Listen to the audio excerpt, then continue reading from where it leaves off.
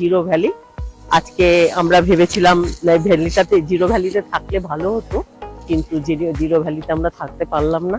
আমাদের প্রোগ্রামটা অন্যরকম করা আছে, অন্য জায়গায় থাকতে হবে আজকে আমাদের। সেই জন্য আমরা ভ্যালিটা ঘুরে আমরা চলে যাব আজকে। এই যে আমরা জিরো জিরো ভ্যালিতে ঘুরে বেড়াচ্ছি। কি সুন্দর জায়গাটা দেখে যেতে ইচ্ছে করছে না, এত সুন্দর জায়গা, থাকলে খুব ভালো লাগতো, কিন্তু কিছু করার নেই। কিন্তু দেখুন কি সুন্দর, দারুণ অপূর্ব জায়গা। এটা হচ্ছে